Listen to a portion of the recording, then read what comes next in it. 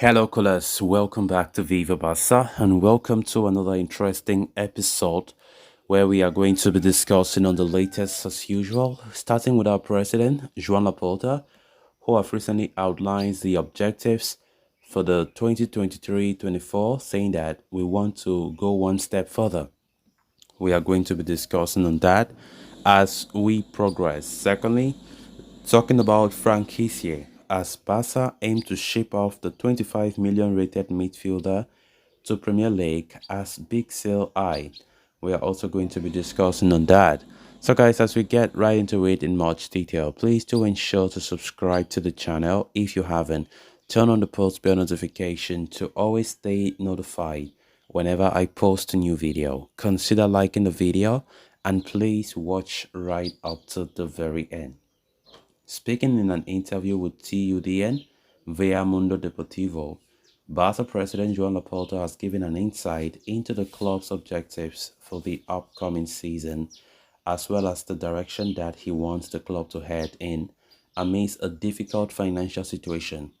Laporta was re-elected as president in March 2021, at a time when the club were in a state of financial turmoil, and it has not been a bed of roses for the Barca Supremo, who has had to make some tough decisions, none bigger than letting go of Leo Messi.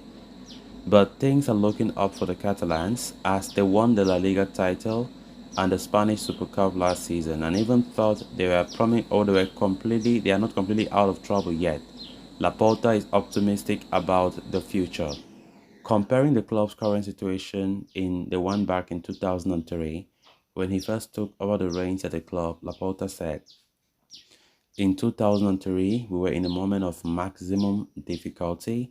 We had a deficit and a significant debt. Now we have also had it, and perhaps with the passage of time, 20 years, the magnitudes are much greater, although conceptually it is the same. But to the difficulties, we have to add the financial fair play, as they are rules interpreted and dictated by La Liga. It generates a certain complexity when managing the club, but we have to adapt, and we are doing so gradually. Talking about the club's sporting situation, Laporta added, we are at a key moment, which is the turning point, because once the club has been saved, we have a team that is competing again. We have set ourselves the priority objective of La Liga of maximum consistency. We continue to compete. We have won the La Liga title. We want to continue to be dominant in the league and take another step towards being more competitive in competitions such as Champions League, which is always important, Laporta said, highlighting the objectives of the team for the future. Of course, great words there from the Barca president, and of course, the president talking about the goals for next season. Honestly, things are not going well. It is well documented that Barca are going through a lot of debts, a lot of financial turmoil, and also difficulties in complying with the fair play rules. And the transfer window have not been all bed of roses, honestly. It has not been the way majority of us expected it to be, especially for league champions. We're just from winning La Liga and, of course, the Spanish Super Cup last season. And we are going through hell as if nothing happened, nothing came in. But, of course, Barcelona is one of the biggest clubs in the world, regardless. And that is why you see all eyes are on Barca's situation, because there are also a lot of clubs out there that are really suffering. They are really going through a lot. But Barca being Barca with the reputation they have, it makes it feel a type of way when the club is going through all this, because they are most renowned than many others. Laporta has a lot of a lot of work to do. Since he came in 2021, it has never been easy.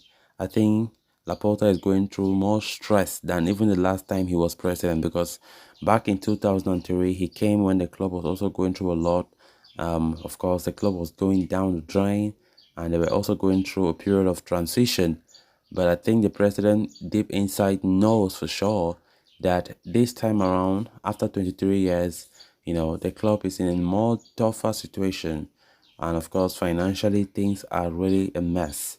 Signing players have not been easy. will go for the cheapest alternative. Players that honestly they're not even the bastard type of players.